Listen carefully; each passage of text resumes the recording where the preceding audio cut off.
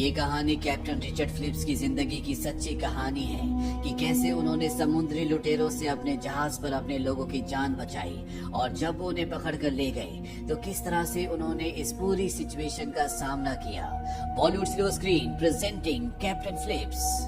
कहानी की शुरुआत होती है सोमालिया के बीच से, जहाँ पर कुछ लोग आते हैं। इन सब के पास गन्स होती है और बीच पर जो लोग रहते हैं वो उनको बोलते हैं कि तुम्हें इस बार समंदर से बड़े जहाज को पकड़ कर लाना होगा।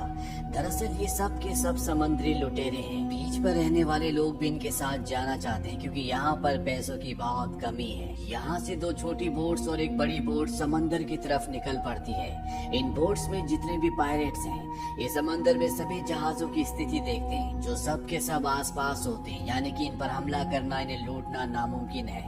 तभी इन्हें एक जहाज दिखता है जो इन सब से बहुत दूर होता है और ये जहाज मोम्बासा जा रहा होता है। दरअसल इन पायरेट्स ने, इन लुटेरों ने उस जहाज की कम्युनिकेशन फ्रीक्वेंसी को ट्रैक कर लिया होता है, इसीलिए जहाज से होने वाली हर एक बात को ये सुन सकते हैं और इन्हें पता है कि ये बड़ा जहाज इन्हीं के रूट से आएगा। वहीं दूसरी तरफ उसी जहाज को दिखाया जाता है। ये एक कार्गो शिप है। इस शिप का जो कैप्टन होता है उसका नाम होता है रिचर्ड फिलिप्स। रिचर्ड जानता है कि जिस रूट से उनका शिप जा रहा है वो बहुत खतरनाक है, वहाँ पर समुद्री लुटेरे होते हैं, इसीलिए वो पहले से अलर्ट होता है। रिचर्ड जब समंदर की तरफ दूरबीन से देखता है तो उससे अपने जहाज की तरफ कोई बड़ी तेजी से आता हुआ नजर आता है, लेकिन इस वक्त वो बहुत दूर होते हैं। पर जब वो रडार में देखता है तो समझ जाता है कि कोई न कोई उनका पीछा कर रहा है। वो अपने क्रू मेंबर को कहता है कि जहाज को लेफ्ट लो, और जब जहाज लेफ्ट जाता है तो वो जो इनका पीछा कर रहे होते हैं वो भी इनके पीछे आना शुरू हो जाते हैं। और यहाँ पर रिचर्ड फिलिप्स समझ जाता है कि ये पायरेट्स हैं, समुद्री लुटेरे हैं जो इनके जहाज को लूटने के लिए आ रहे हैं। और इस बात की इंफॉर्मेशन वो UK maritime trade operation Dubai में देते हैं। ऑपरेटर कहते हैं कि मैंने तुम्हारी कंप्लेन रजिस्टर कर ली है, तुम सारे दरवाजे बंद कर लो, हो सकता है कि वो मछुआरे हो। कैप्टन फिलिप्स ये कहकर फोन काट देते हैं कि वो मछुआरे नहीं है। वो एक बार फिर से दूरबीन से उन्हीं बोट्स की तरफ देखते हैं जो कि अब उनसे मात्र 1 मील की दूरी पर है, और इस बार वो देख लेते हैं कि इन बोट्स पर जो भी आदमी है उन सब के पास हथियार है, यानी कि अब पूरी तरह से कंफर्म हो चुका है कि ये लुटेरे हैं। वो रेडियो उठाते हैं और पुलिस से कांटेक्ट करने की कोशिश करते हैं। उन्होंने पुलिस से पहले भी कांटेक्ट करने की कोशिश की थी, लेकिन उनका कनेक्शन पुलिस से नहीं हुआ। और इस बार फिलिप पुलिस को बोलते हैं कि हमारे पीछे 2 बोट्स आ रही हैं जिनमें हथियारबंद लुटेरे हैं, हो सकता है कि इनके पीछे इनकी बड़ी बोट आ रही हो। दरअसल फिलिप से जानते हैं कि जो लुटेरे हैं वो इनकी बात सुन रहे हैं।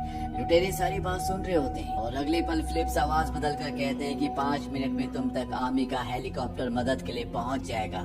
दरअसल फिलिप्स का इस बार भी पुलिस से कोई कनेक्शन नहीं हुआ होता। वो खुद ही आवाज बदल कर बोलते हैं ताकि लुटेरों को ये बात पता चल जाए और वो वापस चले जाएं। और होता भी ऐसे है, दोनों बोट्स में से एक बोट वापस चली जाती है क्योंकि वो अपनी जान का खतरा नहीं लेना चाहती। वहीं पीछे एक और बड़ी बोट होती है जिसमें एक बूढ़ा आदमी होता है, वो भी डर जाता है और इनका पीछा करना बंद कर देता है। पर अब भी एक बोट जिसमें 4 लुटेरे हैं वो लगातार शिप के पीछे जा रहे होते हैं। कैप्टन फिलिप्स कहते हैं कि इन्हें लहरों में उलझाना होगा। वो शिप की स्पीड कम कर देते, उसे राइट और लेफ्ट ले जाते हैं जिससे बहुत बड़ी बड़ी लहरें बनती हैं और लहरों के प्रेशर की वजह से इन 4 लुटेरों की बोट का इंजन खराब हो जाता है।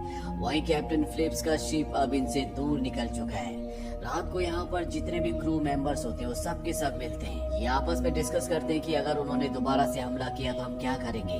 कैप्टन फिलिप्स कहते हैं कि हम उन्हें रोकेंगे जिस तरह से आज हमने उन्हें रोका था। और इनमें से एक कहता है कि हमारा काम लुटेरों से लड़ना नहीं है बल्कि शिप को एक जगह से दूसरी जगह तक ले जाने का है। क्यों ना हम शिप को दूसरे रूट से ले जाएं और एक ऐसी जगह पहुंच जाए जहां हम इन लुटेरों की पहुंच से बहुत दूर हो। वैसे भी अगर हम शिप को पूरी स्पीड से चलाएं तो 8 घंटों में हम 100 से 150 मील का सफर तय कर सकते हैं।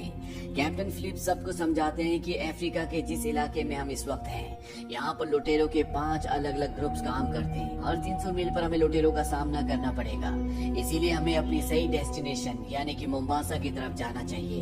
और ये उसी तरफ निकल पड़ते हैं। पर अगली सुबह एक बार फिर से वही लुटेरे जिनकी बोट का इंजन खराब हो गया था, वो इनके शिप का पीछा करना शुरू कर देते हैं। कैप्टन फिलिप्स से देख लेते हैं, इसीलिए वो समुद्री पुलिस को कॉल करते हैं और इस बार उनका कनेक्शन मिल जाता है। वो समुद्री पुलिस को बताते हैं कि कुछ लुटेरे हमारे शिप के ऊपर हमला करने वाले हैं। समुद्री पुलिस कहती है कि हम जल्दी तुम तक मदद भेजने की कोशिश करेंगे। यहाँ पर कैप्टन फिलिप्स जहाज के चारों तरफ जो पानी के प्रेशर पंप्स होते हैं उन्हें ऑन कर देते हैं, ताकि पानी के प्रेशर से लुटेरों की बोट इनके शिप तक ना पहुँच पाए। वो उन पर हमला भी करते हैं, लेकिन उस हमले से वो बच जाते हैं और अब चारों लुटेरे इनके शिप के ऊपर पहुँच चुके हैं। कैप्टन फिलिप्स समझ जाते हैं कि उनका जहाज अब उनके कब्जे में है, इसीलिए टेलीफोन से वो अपने लोगों को अनाउंस करते हैं कि सब के सब नीचे इंजन रूम में छुप जाएं।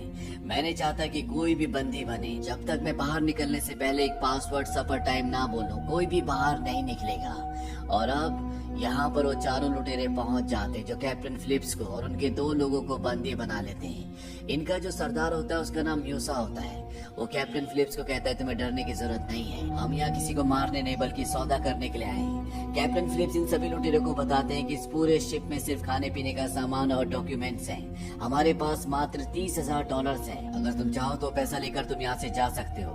लुटेरों का सरदार म्यूसा कहता है कि हम भिखारी नहीं हैं, तुम अपने सभी साथियों को ऊपर डेक पर बुलाओ। कैप्टन फिलिप्स फोन से अनाउंसमेंट करते हैं कि सब के सब ऊपर आ जाओ, लेकिन उन्होंने पासवर्ड नहीं बोला होता, यानी कि सफर टाइम, इसीलिए कोई भी नहीं आता। साथ ही नीचे से शिप को भी बंद कर दिया जाता है और जब शिप बंद हो जाता है तो यहाँ पर लुटेरों का सरदार म्यूसा कहता है कि ये बंद कैसे हो गया। कैप्टन फिलिप्स कहते हैं कि हमने इसे बहुत स्पीड से चलाया था, इसीलिए शायद इसमें कुछ खराबी आ गई। यहाँ पर लुटेरे एक बार फिर से अनाउंसमेंट करते हैं। वो कहते हैं कि नीचे जितने भी लोग हैं अगर जल्द से जल्द ऊपर ना आए तो हर 1 मिनट में हम तुम्हारे एक आदमी को मार देंगे। पर इस बार भी कोई ऊपर नहीं आता, क्योंकि ये कैप्टन फिलिप्स के ऑर्डर थे, जब तक वो पासवर्ड नहीं कहेंगे सफर टाइम कोई भी बाहर नहीं आएगा। वो म्यूसा को अपने लोगों को ना मारने के लिए कन्विंस भी कर लेते हैं। म्यूसा कहता है कि मैं नीचे जाकर चेक करना चाहता हूँ। दरअसल वो सभी लोगों को ढूंढ कर ऊपर लेकर आना चाहता है। कैप्टन फिलिप कहते हैं कि ठीक है, नीचे इमरजेंसी लाइट ऑन है, अगर वो बंद हो गई तो हमें वहाँ कुछ भी नहीं दिखेगा, हमें ध्यान रखना है कि वो बंद ना हो। और ये कहते हुए उनके हाथ में जो वॉकी टॉकी होता है वो उसका बटन ऑन कर देते हैं। इसीलिए नीचे इंजन रूम में जितने भी लोग छुपे होते हैं वो सब के सब ये बात सुन लेते हैं।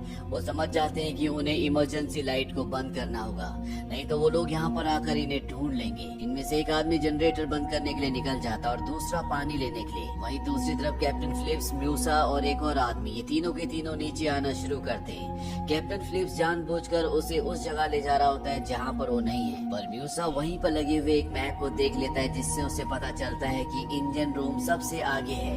वो फिलिप्स से कहता है कि मुझे सबसे पहले इंजन रूम में जाना है, क्योंकि सारी खराबी सारी गड़बड़ी वहीं से हुई है। फिलिप्स कहता है कि ठीक है, लेकिन सबसे पहले हमें पीने के लिए पानी लेना होगा, क्योंकि वहाँ पर लाइट नहीं है और इंजन रूम बहुत ज्यादा गर्म होगा। अब ये तीनों के तीनों नीचे पानी लेने के लिए जाते हैं। वहाँ पर पहले से वो आदमी होता है जो पानी लेने के लिए यहाँ पर आया होता है। फिलिप्स उसे देख लेता है। वो कोल्ड स्टोरेज के अंदर छुपा होता है, जहाँ पर अंधेरा भी होता है। और जब म्यूसा का आदमी अंदर आ रहा होता है, फिलिप्स उसे कहता है कि तुमने पैरों में कुछ भी नहीं पहना, तुम्हें चोट लग सकती है। इसके बाद ये तीनों के तीनों यहाँ से निकल जाते हैं। फिलिप्स अपने आदमी को बचा लेता है, लेकिन उस आदमी ने सुन लिया होता है कि फिलिप्स ने कहा है कि उसने पैरों में कुछ भी नहीं पहना। इसीलिए वो वॉकी टॉकी से इंजन रूम में छुपे हुए अपने सभी साथियों को बता देता है कि जो लोग तुम्हारी तरफ आ रहे हैं उन्होंने पैरों में कुछ नहीं पहना, तुम दरवाजे पर कांच बिखेर देना ताकि वो जख्मी हो जाए। वो लोग ऐसे ही करते हैं। और जब फिलिप्स, म्यूसा और उसका आदमी उस तरफ जाते हैं तो म्यूसा के आदमी के पैरों में कांच चुभ जाता है, जिससे उसके पैर जख्मी हो जाते हैं। अब ये तीनों के तीनों इंजन रूम के अंदर है, जहाँ पर सभी लोग छुपे हुए हैं। पर तभी यहाँ पर लाइट चली जाती है, क्योंकि बाहर जो आदमी गया था उसने जनरेटर ऑफ कर दिया होता है। म्यूसे लाइट ऑफ होने की वजह से गुस्सा हो जाता है। फिलिप्स से पूछता है कि सब क्या हो रहा है। फिलिप्स कहता है कि मुझे कुछ नहीं पता, मैं तुम्हारे साथ हूँ, हमें ऊपर चलना चाहिए, क्योंकि अंधेरे में हम यहाँ पर किसी को नहीं ढूंढ सकते। म्यूसे कहता है कि मैं तुम्हारे दोस्तों को, तुम्हारे साथियों को ढूंढ कर लाऊंगा। म्यूसे का जो साथी है जिसका पैर कटा हुआ है उसे बहुत दर्द हो रहा होता है, इसीलिए म्यूसे फिलिप्स से कहता है कि तुम इसे लेकर ऊपर जाओ, मैं तुम्हारे साथियों को ढूंढता हूँ।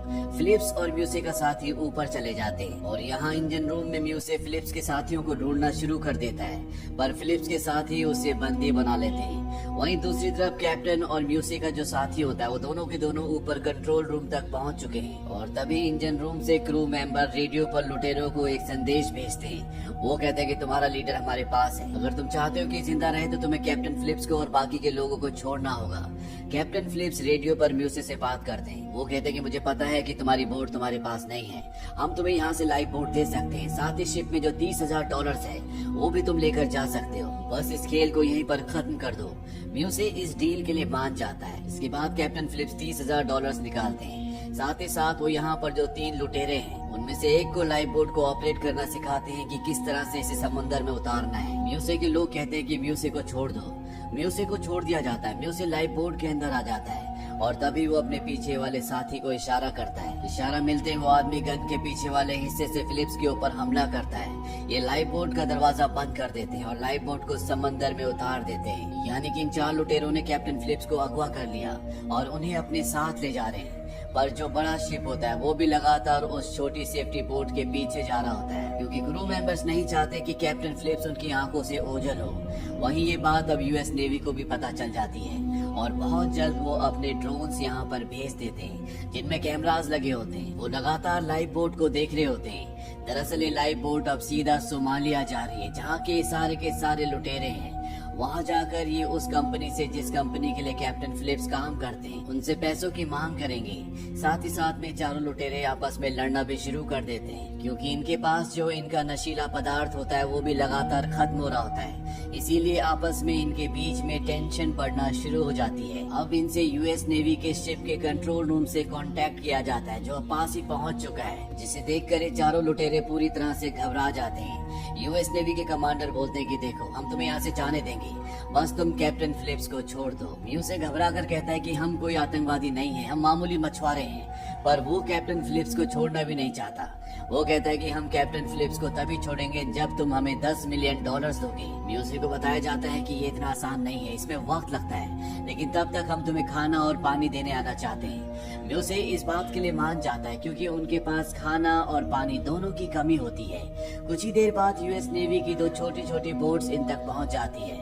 वो कहते हैं कि हम पहले कैप्टन फिलिप्स को देखना चाहते हैं। वो कैप्टन फिलिप्स को बाहर लेकर आते हैं। कैप्टन फिलिप्स यूएस नेवी से पूछते हैं, क्या मेरे परिवार को पता है कि मैं कहाँ पर हूँ? यूएस नेवी कहती है कि हाँ, हम उन्हें पल पल की खबर दे रहे हैं। कैप्टन फिलिप्स कहते हैं कि मेरे परिवार को पता होना चाहिए कि मैं लाइफ बोट में सीट नंबर 15 पर हूँ।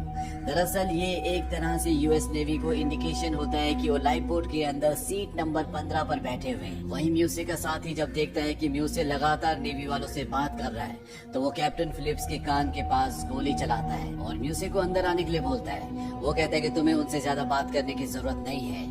यहाँ पर जब नेवी वाले गोली की आवाज सुनते हैं तो वो अपनी बोट्स को वापस बुला लेते हैं। इसके बाद एक बार फिर से म्यूसे को रेडियो पर कॉल किया जाता है, ये जानने के लिए कि कैप्टन फिलिप्स ठीक है कि नहीं। कैप्टन फिलिप्स कहते हैं कि मैं ठीक हूँ। यहाँ पर अब रात हो जाती है और बहुत जल्द अब ये सोमालिया पहुँच जाएंगे। अगर ये सोमालिया पहुँच गए तो इसके बाद यूएस नेवी या आर्मी चाहकर भी कैप्टन फिलिप्स को नहीं ढूंढ पाएगी। कैप्टन फिलिप म्यूसे को कहते हैं कि मुझे टॉयलेट जाना है। वो उसे टॉयलेट जाने की इजाजत दे देते हैं। उनके साथ बाहर वही लुटेरा होता है जिसके पैर पर कांच चुभा था। कैप्टन फिलिप्स उसे पानी में धक्का देते हैं और खुद भी पानी में दूसरी तरफ कूद जाते हैं। वो अपने बड़े यूएस नेवी के शिप्स की तरफ बढ़ना शुरू कर देते हैं। वहाँ पर यूएस नेवी को पता चल जाता है कि पानी में कोई 2 लोग कूदे हैं, लेकिन अंधेरा होने की वजह से वो कंफर्म नहीं कर पाते। और इससे पहले कि यूएस नेवी कोई एक्शन ले पाती या कैप्टन फिलिप्स तक पहुँच पाती, म्यूसे लाइफ बोट लेकर उस तक पहुँच जाते हैं और एक बार फिर से वो कैप्टन फिलिप्स को पकड़ लेते हैं। और अब यहाँ पर हेलीकॉप्टर से यूएस सील भी पहुँच चुकी है, जो चारों तरफ से इनकी लाइफ बोट को घेर लेती है। इन्हें बताया जाता है कि तुम चाहे कुछ भी कर लो, तुम्हें सोमालिया नहीं जाने दिया जाएगा। अगर तुम कैप्टन फिलिप्स को छोड़ देते हो तो हम तुम्हें यहाँ से जाने देंगे। पर ये लुटेरे जानते हैं कि ऐसा कुछ भी होने वाला नहीं है, इसीलिए म्यूसे गन पॉइंट पर कैप्टन फिलिप्स को बाहर ले जाता है। इसके बाद वो रेडियो पर कहता है कि अगर किसी ने जरा सी भी चालाकी की तो मैं इस कैप्टन को मार दूंगा। वहाँ से एक दूसरा ऑफिसर बताता है कि हमने तुम्हारे बॉस से बात कर ली है। साथ ही साथ वो इन चारों के नाम और पूरी आईडी भी बताता है। वो कहता है कि हम तुमसे सौदा करने के लिए तैयार हैं, पर तुम में से एक को हमारे पास आना होगा। म्यूसे वहाँ जाने के लिए तैयार हो जाता है। अगले पल यहाँ पर यूएस नेवी की 2 बोट्स आ जाती हैं और वो लुटेरों की लाइफ बोट पर एक रस्सी बांध देते हैं ताकि इनकी बोट उनके कंट्रोल में रहे। साथ ही साथ वो इनकी बोट पर एक डिवाइस भी लगा देते हैं ताकि जो भी ये बातें अंदर करें वो सब के सब ये सुन सकें। यूएस नेवी वाले कैप्टन फिलिप को पहनने के लिए एक ड्रेस देते हैं और कहते हैं कि तुम अपनी जगह पर वापस बैठ जाना, और म्यूसे को यहाँ से लेकर चले जाते हैं। इसके बाद बचे हुए 3 लुटेरों की लाइफ बोट की तरफ बड़ी लाइट्स जला दी जाती हैं, जिससे उन्हें आगे कुछ भी नहीं दिखता। और और सामने यूएस आर्मी के शिप पर जो स्नाइपर्स होते हैं वो इन्हें निशाने पर लेने की कोशिश करते हैं, पर सब के सब निशाने पर नहीं आते।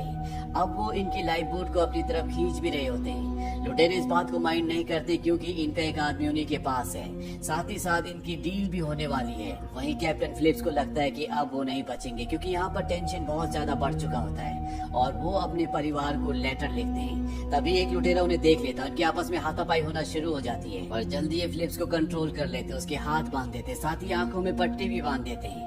और ये लुटेरे समझ चुके हैं कि इनके साथ खेल खेला जा रहा है और इनमें जो सबसे खतरनाक और सबसे बड़ा लुटेरा होता है वो तय करता है कि वो फिलिप्स को शूट कर देगा, जबकि दो लुटेरे होते हैं वैसा नहीं चाहते। वहीं अमेरिकन स्नाइपर्स जिन्होंने इन्हें निशाने पर लिया हुआ है, उनके निशाने पर अभी दो होते हैं। अब इन्हें ऑर्डर मिलते हैं कि इनकी बोट को खींचना बंद करो और जैसे वो लाइफ बोट को खींचना बंद करते हैं उनकी लाइफ बोट पर एक झटका लगता है जिससे तीनों के तीनों लुटेरे निशाने पर आ जाते हैं और स्नाइपर्स उन तीनों को एक साथ मार देते हैं। इसके बाद कैप्टन फिलिप्स को रेस्क्यू कर लिया जाता है। हालांकि वो अभी भी एक गहरे सदमे में होते पर उनकी जान बच चुकी है। इसी के साथ ये कहानी खत्म हो जाती है। म्यूसे जिसे यूएस नेवी ने पकड़ लिया था उसे 33 सालों की सजा दी जाती है। आज भी वो जेल में है। ये कैप्टन रिचर्ड फिलिप्स की जिंदगी की सच्ची घटना है जो सन 2009 में घटी थी और सन 2013 में इस पर फिल्म बनी थी कैप्टन फिलिप्स। IMDb पर इस फिल्म की रेटिंग है 7.8। इस फिल्म का बजट था $55 मिलियन और बॉक्स ऑफिस पर इसने कमाई की थी $220 मिलियन की। उम्मीद करते हैं कि सच्ची कहानी आपको पसंद आई होगी।